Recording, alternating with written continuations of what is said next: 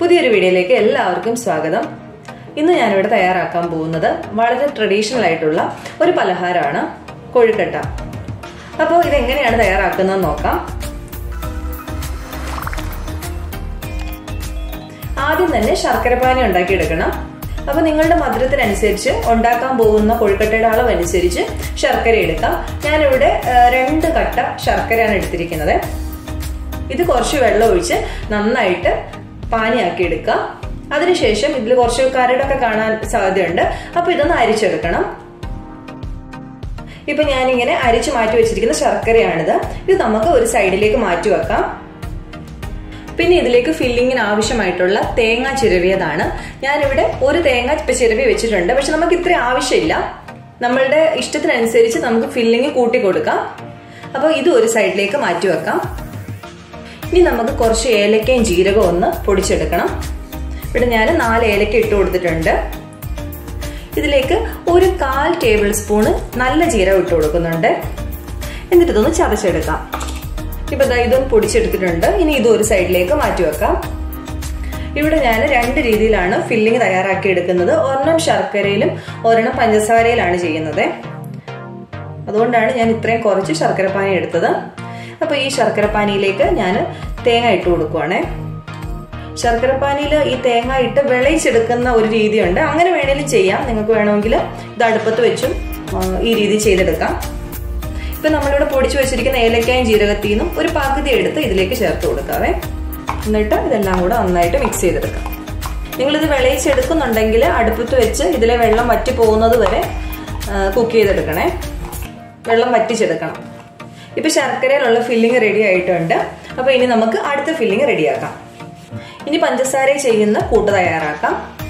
അതിനുവേണ്ടി ഞാനിവിടെ ഒരു 3-4 ടേബിൾ സ്പൂൺ തേങ്ങ എടുത്തിട്ടുണ്ട്. ഇതിലേക്ക് ഒരു 1.5-2 ടേബിൾ സ്പൂൺ പഞ്ചസാര ചേർത്ത് കൊടുക്കാം. ഒന്ന് മധുരം നോക്കിയിട്ട് വേണേ ചേർക്കാനായിട്ട്. നിങ്ങളുടെ ടേസ്റ്റ് അനുസരിച്ച് അഡ്ജസ്റ്റ് ചെയ്തോണേ. പിന്നെ ബാക്കി വെച്ചിരിക്കുന്ന ഏലക്ക പെരിഞ്ചീരകം പൊടിച്ചതൂടെ ചേർത്ത് കൊടുക്കാം. എന്നിട്ട് നന്നായിട്ട് മിക്സ് ചെയ്തെടുക്കാം. ഇപ്പൊ പഞ്ചസാര തയ്യാറാക്കുന്ന തേങ്ങാക്കൂട്ടം റെഡി ആയിട്ടുണ്ട്. ഇനി നമുക്ക് മാവ് കുഴച്ച് അത് നിറയ്ക്കാനായിട്ട് പോവാം. അപ്പൊ കൊഴുക്കട്ടയ്ക്കുള്ള മാവ് തയ്യാറാക്കാനായിട്ട് പോവാണ്. ഇവിടെ ഞാൻ അരിപ്പൊടി എടുത്ത് വെച്ചിട്ടുണ്ട്. 2 കപ്പ് അരിപ്പൊടിയാണ് നമ്മൾ ഉപയോഗിക്കുന്നത്. ഞാനിവിടെ പത്തിരിപ്പൊടിയാണ് ഉപയോഗിച്ചിരിക്കുന്നത്. അപ്പൊ ഞാനിത് കുഴച്ചെടുക്കാനായിട്ട് നല്ല ചൂടുവെള്ളം ഉണ്ടാക്കി വെച്ചിട്ടുണ്ട്. ഉപ്പിട്ടാണ് ചൂടുവെള്ളം ആക്കി എടുക്കേണ്ടത്. നമ്മൾ ചൂടുവെള്ളം ഉണ്ടാക്കുന്ന സമയത്ത് അതിലേക്ക് ഉപ്പ് ചേർത്ത് വേണം തിളപ്പിച്ചെടുക്കാനായിട്ട്. 2 കപ്പ് പൊടിക്ക് 2 കപ്പ് വെള്ളമാണ് ആവശ്യമായിട്ട് വരിക. പിന്നെ പൊടിയുടെ വ്യത്യാസമൊക്കെ അനുസരിച്ച് ചിലപ്പോൾ കൂടിയെന്ന് വരാം. അപ്പൊ അത് കുറേശ്ശെയായിട്ട് ചേർത്ത് കൊടുക്കുക കേട്ടോ. ഇനി വെള്ളം എല്ലാം ഒഴിക്കുന്ന സമയത്ത് കൂടി പോയാൽ കുറച്ചുകൂടെ പൊടി ചേർത്ത് കൊടുക്കുക.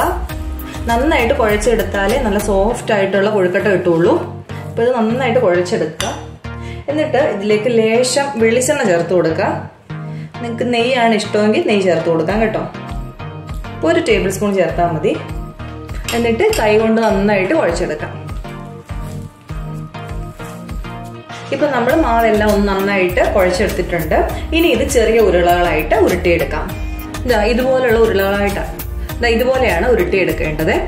ഇനി ചെയ്യേണ്ടതെന്ന് വെച്ചാൽ ഇതിന്റെ നടുവില് ഒരു ചെറിയൊരു ഹോൾ ഉണ്ടാക്കണം. നടുഭാഗം കുഴിച്ചു കൊടുക്കണേ. അപ്പൊ ഇതിലേക്ക് ഇനി ഫില്ലിങ് നിറച്ചു കൊടുക്കാം. ഞാനിവിടെ പഞ്ചസാരയുടെ കൂട്ടാണ് ആദ്യമായിട്ട് വെച്ചു കൊടുക്കുന്നത്. ഇനി ഇത് എല്ലാ സൈഡിൽ നിന്നും ഇതുപോലെ ഇങ്ങനെ മടക്കി എടുക്കാം. കൂട്ട് പുറത്തേക്ക് പോകാത്ത രീതിയിൽ നമുക്കിത് ഉരുട്ടിയെടുക്കാവേ. ഇത്രേ ഉള്ളൂ. ഇനി ഇതൊന്ന് റൗണ്ട് ആക്കി എടുക്കാം. അപ്പൊ എല്ലാം ഇതുപോലെ തന്നെ നമുക്ക് ഉരുട്ടിയെടുക്കാം. ഇപ്പൊ ഇത് റെഡി ആയിട്ടുണ്ട്. ഇതുപോലെ ബാക്കിയുള്ളതും കൂടെ ഉരുട്ടിയെടുക്കാം. ഇപ്പൊ നമ്മള് കൊഴുക്കട്ട എല്ലാം ഉരുട്ടിയെടുത്തിട്ടുണ്ട്. ഇനി വേറെ പണിയൊന്നുമില്ല. നമ്മൾ വെള്ളം അടുപ്പത്ത് ചൂടാവാനായിട്ട് വെച്ചിട്ടുണ്ട് സ്റ്റീമറിൽ. അതിലേക്ക് ഇത് എടുത്തു വെക്കാം. എന്നിട്ട് ഒരു 10-12 മിനിറ്റ് ഒരു മീഡിയം ഫ്ലെയിമിൽ നമുക്കിതൊന്ന് ആവിയിൽ വേവിച്ചെടുക്കാം. ഇപ്പൊ ഏകദേശം സമയമായിട്ടുണ്ട്. നമുക്കിതൊന്ന് തുറന്നു നോക്കാം. അപ്പൊ ഇത് വെന്തിട്ടുണ്ടോ എന്ന് നിങ്ങൾ ഒരു ഫോർക്കോ വല്ലതും ഒന്ന് വെച്ച് ഒന്ന് കുത്തി നോക്കണം. അപ്പൊ ഇത് നന്നായിട്ട് വെന്തിട്ടുണ്ട്. അപ്പൊ ഇത്രേ ഉള്ളൂ നമ്മളുടെ റെസിപ്പി. ഇപ്പൊ ഹോശാന ഞായറൊക്കെ വരുന്ന സമയത്ത് എല്ലാവരും കൊഴുക്കട്ട ശനിയിൽ ഇത് തയ്യാറാക്കും. അപ്പം എല്ലാവരും ഉണ്ടാക്കി നോക്കുക. എന്നിട്ട് ഫീഡ്ബാക്ക് കൂടെ അറിയിക്കാൻ മറക്കല്ലേ. അപ്പൊ അടുത്ത ദിവസം നമുക്ക് വേറെ റെസിപ്പി ആയിട്ട് കാണാം. Thank you.